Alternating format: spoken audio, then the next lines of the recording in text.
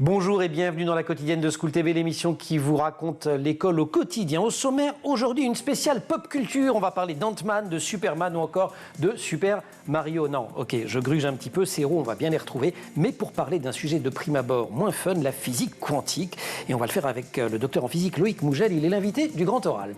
L'Anti-Sèche de Brandon Noiret, l'Anti-Sèche, vous le savez, c'est la façon dont l'actualité résonne dans les programmes Actu anniversaire et programmes d'histoire avec là aussi un zeste de pop culture. Pocahontas, la vraie, a disparu un 21 mars. Brandon revient sur son histoire.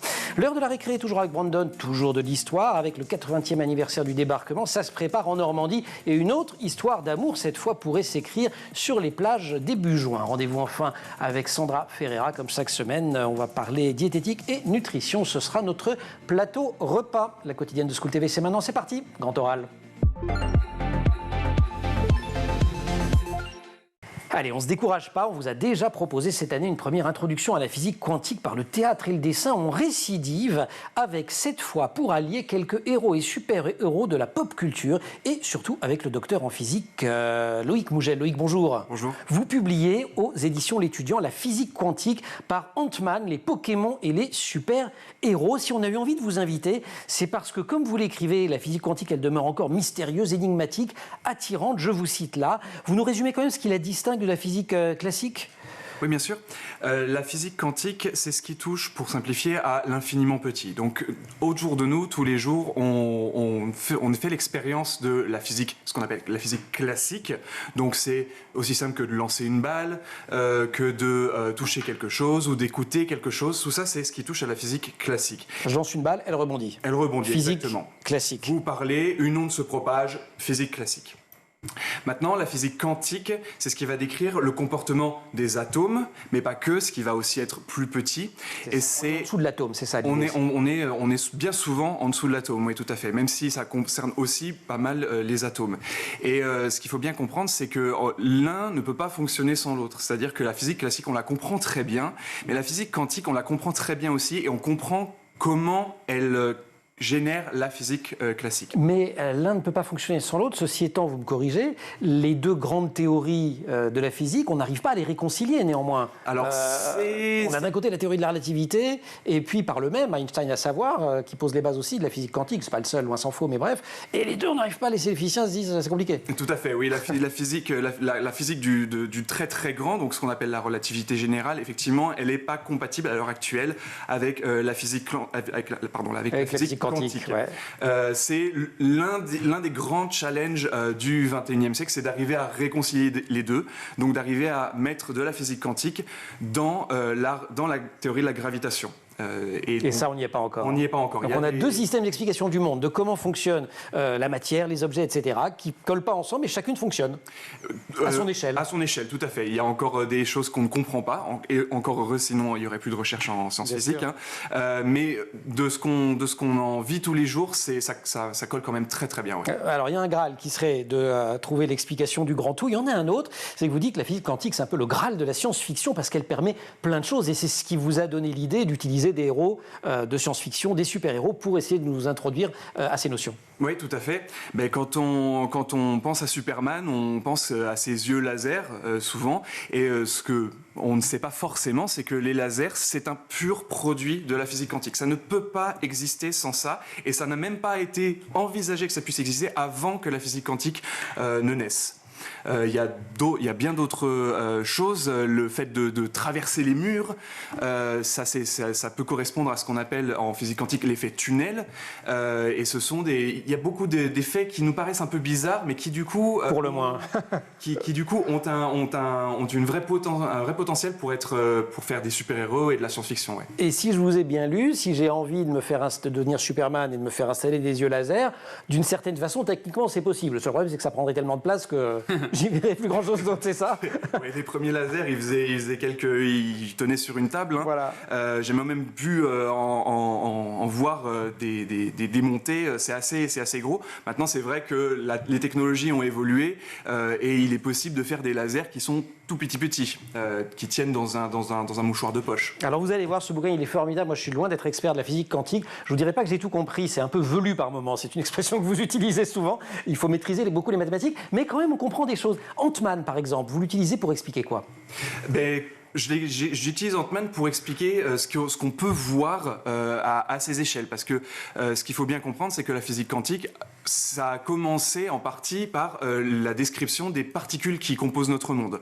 Donc, si on devenait aussi petit qu'Ant-Man, est-ce qu'on plongerait vraiment dans ce qui, dans les films, est appelé le royaume quantique ou pas? Et sinon, qu'est-ce qu'on verrait? Donc, je m'en sers pour décrire en fait le fait que la matière est composée de particules, et du coup, quelles sont ces particules et quelles sont leurs propriétés? Brandon, vous êtes spécialiste de physique quantique? Pas du tout. Le gluon, ça vous dit quelque chose? Du tout. Dans 2 minutes, ça va même pas. Dans 30 secondes, ça va vous dire quelque chose. Avec les Lego? Oui. Écoutez, la matière, c'est vraiment comme des Lego. C'est-à-dire qu'on a des blocs de départ. Ces blocs, ce sont ce qu'on appelle les fermions, c'est les particules qui composent la matière. On a l'électron, un peu ce qui est très connu, un peu moins connu, on a les quarks, et c'est ces particules-là qui composent la matière. Mais donc on peut imaginer ça comme des briques de Lego qu'on pourrait assembler. Mais si on veut les assembler, il faut qu'elles aient faut que ça colle. Il faut que ça colle, il faut qu'elles aient une espèce de rugosité, quelque chose qui fait qu'elles s'attachent entre elles. Mais ça, c'est le rôle du gluon. Donc le gluon, c'est un peu le picot du Lego, quoi. C'est un peu le picot du Lego, mais c'est pas le seul. Ça y est, vous avez compris le gluon? Oui, 30 secondes. Et vous avez vu, il est pas mal, son bouquin. C'est pas le seul. C'est pas le seul, parce que toutes les particules répondent à des interactions. Donc il y a l'interaction électromagnétique qu'on connaît bien, c'est la lumière et tout, et des interactions qu'on connaît beaucoup moins, l'interaction faible et l'interaction forte. Allez, la physique quantique qu'on retrouve dans plein de films. On va parler de cinéma maintenant dans l'Anti-Sèche, et on parlera de la physique quantique dans les films avec Loïc Mougel, juste après l'Anti-Sèche. Rebonjour Brandon. Bonjour. Pas très spécialiste de physique quantique, non, mais super spécialiste d'histoire. Et vous ne pouviez pas manquer, en ce 21 mars, l'anniversaire de la disparition de Pocahontas. Oui, héroïne de Disney en 1995. Ça, c'est pour la fiction, mais elle naît, 400 ans plus tôt. 1595, donc un 21 mars, dans une partie de la Confédération Powhatan. Nous sommes dans l'actuelle Virginie, sur la partie ouest du pays. À l'époque, évidemment, est du pays, à l'opposé. Vous avez vu mes gros yeux, là. À l'inverse, bien sûr. Vous en êtes pas mal, hein. Vous avez l'histoire, on a la physique, moi je fais la géographie. Je vais tester, en fait, on va voir si vous... Ouais, bien sûr. Donc c'est la partie est des États-Unis. Donc dans une colonie anglaise à l'époque, ça bien sûr. Elle est la fille, elle, d'un puissant chef de tribu des Powhatan. C'est un peuple autochtone. Et le véritable nom de Pocahontas, c'est Matoaka, qui signifie petite plume de neige. C'est mignon? C'est ravissant. Oui, c'est ravissant. Alors très jeune, elle a un caractère un peu malicieux. Et c'est la raison pour laquelle on la surnomme Pocahontas, qui veut dire petite impudique. Ah, c'est autre chose. Là, c'est autre chose. Mais ça reste mignon quand même, il y a toujours ce petit devant. Quand est-ce qu'elle rencontre les colons anglais? Alors en 1607 exactement, elle croise les colons anglais qui s'établissent à Jamestown, dans une petite île proche de cette Virginie, sur le territoire de sa tribu. Il y a un homme, il s'appelle John Smith, un homme avec du fort caractère. Et un jour, lui, il est capturé par les Indiens, Powhatan. Et selon la légende, il est condamné à mort par le chef de la tribu, donc son papa. Mais il est sauvé in extremis par cette Pocahontas qui demande la clémence au dernier moment avant de mourir. J'adore cette histoire. C'est une très belle histoire. Ouais, elle est belle. Mais c'est une histoire fausse. Non. Et oui, c'est une légende, mon cher. Oh. Je sais que vous êtes déçus, mais c'est comme ça, c'est l'histoire. Il faut remettre les choses sur la table. Donc c'est le côté un peu romanesque du sauvetage, voilà, d'une femme qui va. Qui invente cette histoire? C'est une histoire de John Smith lui-même. Ah, c'est pas vrai. Mais longtemps après, en fait, quelques temps avant de mourir, il transmet cette histoire et ensuite aller modifier, réinventer de décennie en décennie. Alors aussi, contrairement à ce qu'on peut penser, ils n'ont pas entretenu de liaison. Ça aussi, c'est une histoire, une légende. Au mieux, ils se sont rencontrés au niveau du fort de Jamestown, mais ça s'arrête là, malheureusement. À cette époque, cette colonie de Jamestown, elle est décimée par le froid, la famine, les épidémies, et les Powhatan apportent quand même de la nourriture à leurs voisins colons. Et oui, pourtant, les relations, il y a un conflit de plus en plus important entre ces deux camps, malgré effectivement ce rapprochement et cette aide. Un jour, Pocahontas est capturée par les Anglais pour faire pression sur les Amérindiens. Elle est retenue comme otage entre les murs de Jamestown, et là, on l'oblige à s'habiller comme une Européenne, à apprendre leur langue. Elle est convertie au christianisme et elle s'appelle désormais Rebecca. On la voit sur ce tableau. Rebecca Rolfe, parce que c'est un certain John Rolfe qui est un colon anglais qui tombe amoureux de Pocahontas et qui la demande en mariage. Bon, évidemment, le mariage, ça sert tout le monde. Et il y a un triple intérêt, puisque d'un côté, pour le père de Pocahontas, c'est le chef de la tribu, il s'agit d'apaiser les tensions. Comme toutes les alliances. Comme toutes les alliances. Du côté de la compagnie de Virginie, ça permet aussi des échanges commerciaux, donc question économique. Et pour les Anglais, en même temps, ça montre le triomphe de la civilisation. On a en 1616 les époux qui quittent la Virginie direction l'Angleterre pour rencontrer le roi d'Angleterre. Et là, elle est vue comme un objet. Elle est répandue comme un objet, parce qu'on se dit, cet exotisme venu d'ailleurs intrigue toute la cour en Angleterre et la population. Elle est même immortalisée en peinture par différents peintres, notamment des Hollandais, pas forcément des plus connus. Et là, par contre, c'est assez particulier, puisqu'on lui blanchit les traits.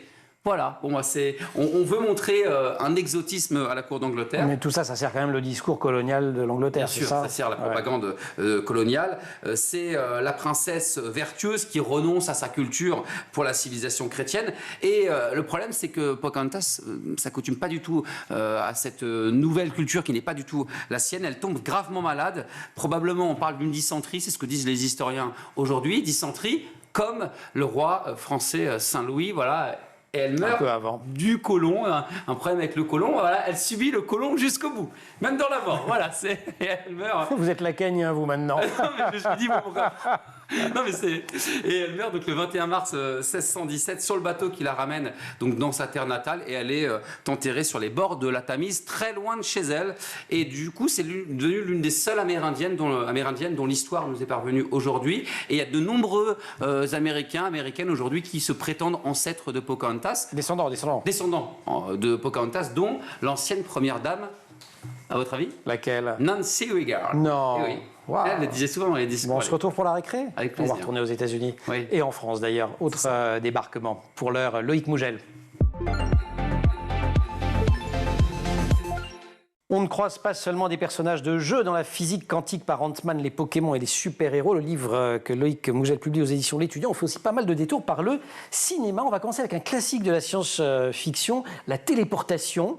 Ça, grâce à la physique quantique, c'est possible, mais un peu problématique quand même à l'arrivée. C'est possible, mais c'est compliqué. Comment ça marcherait ? Alors, comment ça marcherait ? Parce que ça a été fait expérimentalement. Oh oui. Et c'est très impressionnant de voir ces résultats. En vérité, il faut bien comprendre ce qu'on entend par téléportation. En fait, ce qu'on entend par téléportation, c'est on prend un objet, un état. Il a un certain état et on veut l'envoyer autre part. Mais on veut l'envoyer sans qu'il fasse le trajet physiquement, et surtout on veut l'envoyer sans le copier. De toute façon, copier un état en physique quantique, c'est interdit. Il y a un théorème qui existe et c'est impossible. C'est tout bonnement impossible. Donc ce qu'on fait, c'est qu'on va prendre notre particule qui est dans un état qu'on veut envoyer à quelqu'un d'autre, sur la Lune par exemple, et on va la manipuler avec une autre particule, on va faire des mélanges entre guillemets, et ces mélanges, on va pouvoir ensuite mesurer ce qu'ils font. Et ce que je n'ai pas dit, c'est qu'avant de faire ces mélanges-là, la particule A qu'on a chez nous et la particule B qu'on va avoir là-bas vont être intriquées. Ça, c'est une propriété de la physique quantique. C'est ça. Elles vont être intriquées, c'est-à-dire que si vous faites une opération sur l'une, il va y avoir une répercussion instantanée sur l'autre. Et donc, on va mélanger cette particule A avec une troisième particule, et ensuite, on va pouvoir faire des mesures sur cet état. Ce qu'on va faire quand on va faire ça, c'est qu'on va influencer la particule B qui est l'autre. Puisqu'elles ont été intriquées préalablement. Exactement. Et donc, on pourrait se dire, en fait, dès que j'ai mesuré mon état ici, ça va être instantané de l'autre côté. Et ça a posé beaucoup de problèmes à un homme qui s'appelait Einstein. Je ne sais pas si vous avez entendu parler. Un certain Albert. Eh bien, ça lui posait beaucoup de problèmes parce que dans sa théorie de la relativité restreinte, c'est interdit. On ne peut pas avoir une transmission d'informations plus rapide que la lumière. En vérité, c'est pas tout à fait ça qui se passe. Ce qui se passe, c'est que notre particule B, à la fin, elle est dans ce qu'on appelle une superposition d'états. Et l'homme qui possède cette particule ne peut pas récupérer l'état initial si on ne lui fournit pas les informations de la mesure qu'on vient de faire. Donc, et il faut que ce soit en temps réel. Il faudrait que ce soit en temps... Si on veut que la téléportation soit faite en temps réel, c'est pas possible. Ça peut pas être instantané. Voilà. Parce qu'il faut absolument lui donner l'information. Ouais. Et donc, il faut compter le temps du trajet. Et donc, on ne peut pas non seulement téléporter de manière complètement instantanée, mais en plus, on ne peut pas téléporter à des endroits où on n'est pas déjà allé. Donc, ça enlève de l'intérêt à la chose. Tout à fait, ouais. Mais il y a quand même cette possibilité de faire dialoguer des particules à distance et à des distances assez spectaculaires. Quand vous parlez de superposition d'états, il y a une expérience très très connue, peut-être la seule qu'on connaît quand on parle de physique quantique, c'est le chat de Schrödinger, expérience à ne pas tenter dans la vraie vie. Vous pouvez, mais ça risque de vous décevoir. Et puis le chat risque de mourir quand même. Le chat risque de mourir. Fortement. Oui, c'est que le chat. Oui, c'est une expérience de pensée qu'a proposé Erwin Schrödinger en son temps. C'était pour illustrer le fait que quelque chose peut se trouver dans deux états à la fois. Pas soit l'un, soit l'autre, et mais l'un et l'autre. C'est les deux états en même temps. Mais en fait, ce qu'il propose, c'est que on met le chat dans une boîte, et dans cette boîte, on met une fiole de poison. Et cette fiole de poison, elle est reliée à un détecteur qui mesure un atome d'uranium. Et l'atome d'uranium, il a une chance sur 2 de se désintégrer dans la seconde suivante. À chaque seconde, c'est une chance sur 2, il a une chance sur 2 de se désintégrer. Et donc, si l'atome d'uranium se désintègre, eh bien, le chat, ça ouvre le gaz, et le chat meurt. S'il ne se désintègre pas, non. C'est ça. Mais du coup, tant qu'on ne mesure pas une particule quantique, et si elle a plusieurs états disponibles pour elle, c'est-à-dire par exemple désintégrée ou pas désintégrée, tant qu'on ne la mesure pas, eh bien elle est les deux. Et notre chat est les deux. En même temps, exactement. Donc on ne mesure pas les chats et les deux. C'est des expériences de pensée, tout ça. C'est des expériences de pensée à notre échelle. Voilà. Maintenant, dans la réalité de la chose, on peut faire des expériences pour montrer que ça se comporte effectivement comme ça aux plus petites échelles. Une petite dernière au cinéma, la DeLorean, la voiture du Doc dans Retour vers le futur. Là, on est du côté de la physique nucléaire. C'est un bout de la physique quantique, c'est ça, où il y a de la physique quantique dedans. On n'a pas forcément conscience parce que ça nous entoure au jour le jour. Ça nous fournit l'électricité, la physique nucléaire. Mais en fait, ça touche au noyau atomique. Et le noyau atomique, ça fait partie de l'atome et il est gouverné par la physique quantique. Et du coup, il faut bien se dire que les forces qui ont lieu à ces échelles là, elles sont purement quantiques et on peut observer beaucoup de phénomènes qui donnent lieu à la radioactivité telle qu'on la connaît aujourd'hui. Et c'est entre autres grâce à ça qu'on arrive à faire redémarrer la DeLorean dans les années 50. Je crois que j'ai fait le calcul dans le livre pour dire que je vous confirme. La quantité de plutonium que le Doc met dans la DeLorean, elle pourrait permettre de faire exploser beaucoup de choses, c'est ça ? Elle pourrait permettre de faire une vingtaine ou une trentaine de voyages dans le temps. Oui, voilà. Donc en réalité, il y a une légère surdose dans le film. Une marge d'erreur assez grande. Je vous demanderai juste après la récré, dans la vie justement où on la retrouve, cette physique quantique aujourd'hui. Vous venez de nous dire que, entre autres pour avoir de l'électricité ici, chez vous, si vous nous regardez en ce moment. Mais il y a plein d'autres applications. On vous retrouve juste après la récré. Pour l'instant, direction la Normandie. Bonjour Brandon, direction la Normandie, c'est un truc quantique. Voilà, on voyage. C'est donc ça la téléportation. C'était ça. Voilà, Boum.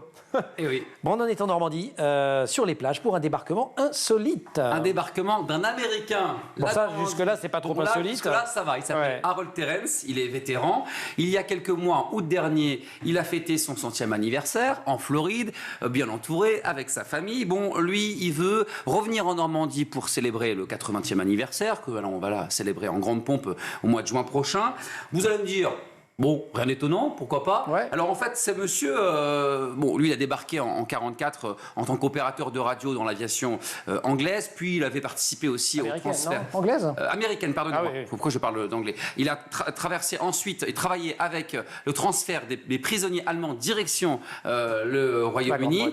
Et donc en fait, ce qui se passe, c'est que lui il a déjà reçu la Légion d'honneur avec Emmanuel Macron en présence de Donald Trump en 2019 en Normandie, et il veut aller encore plus loin. Pour son 100e anniversaire, monsieur veut demander en mariage son épouse, qui a 96 ans, pour son 100e anniversaire. Donc, direction la Normandie. Il veut être présent ce jour-là. Et alors, il parle du 8 juin, parce que le 8 juin, si vous voulez, s'était rendu à Sainte-Mère-Église. Donc, il a demandé à la mairie de 40 ans les Marais, donc de célébrer ce mariage. Il ne s'est jamais marié avec cette femme. Le maire a répondu? Le maire a répondu oui. Pour l'instant, la date n'est pas encore officiellement fixée, mais on parlerait du 8 juin. Il y aurait vraiment un symbole extrêmement fort. Voilà. Double événement pour lui, pour marquer encore un peu plus son empreinte sur le territoire français. Super. Un autre débarquement. Voilà. Merci beaucoup, cher Brandon. On retrouve Loïc Mougel pour parler physique quantique, grand oral. Lorsque j'ai commencé à étudier la physique quantique, certains concepts m'ont été difficiles à comprendre, à admettre, confesse Loïc Mogel au détour d'un chapitre sur la dualité onde-corpuscule. Alors il a voulu nous aider, vous aider, en nous prenant par la main avec ce livre qu'il publie aux éditions L'étudiant, la physique quantique par Ant-Man, les Pokémon et les super-héros. Physique quantique qui est donc partout autour de nous. Oui, tout à fait. Partout et même partout à l'intérieur de vous, c'est-à-dire que vous êtes composé d'atomes, vous êtes composé de quarks, vous êtes composé de gluons et tout ça, ça se combine pour donner lieu à finalement ce qu'on connaît aujourd'hui. Et donc tous ces phénomènes qui portent des noms que vous décrivez dans le livre et qu'on a évoqué depuis le début de l'émission, l'intrication, là je viens de mentionner la dualité onde-corpuscule, etc., c'est des phénomènes qui permettent d'expliquer comment fonctionne notre monde, comment on fonctionne. Comment on fonctionne aux plus petites échelles. En vérité, plus on grandit les échelles, plus on se rend compte que la physique quantique, entre guillemets, meurt pour laisser place à la physique classique. Ces effets, ils sont assez minimes au final à nos échelles. Mais il y a quand même tout autour de nous aujourd'hui une quantité d'effets qui sont liés, une quantité de choses qu'on utilise et qu'on vit au jour le jour qui ne peuvent être expliquées autrement que par la physique quantique. Vous consacrez aussi de petits encadrés dans le bouquin à des scientifiques qui ont compté. Et alors, je ne sais pas si c'est volontaire de votre part, j'imagine que oui, il y a beaucoup de femmes dont les travaux n'ont pas toujours été reconnus à leur juste valeur. On ne va pas toutes les citer, mais je pense notamment à Lise Meitner. Lise Meitner, c'est terrible. Ça vous fait rire, c'est pas drôle du tout. C'est pas rire, je ris jaune. Il n'y a que Brandon qui rit de ce genre de truc normalement. Oui, avec votre humour un peu noir là. C'est une des plus grandes injustices de la physique, de l'histoire de la physique à mon sens. C'est une très grande scientifique qui a travaillé notamment sur la radioactivité. Sans elle, on n'aurait pas pu envisager d'avoir des centrales nucléaires telles qu'on les a aujourd'hui. Elle est née à la fin du 19e siècle, en Autriche, à Vienne. Ouais.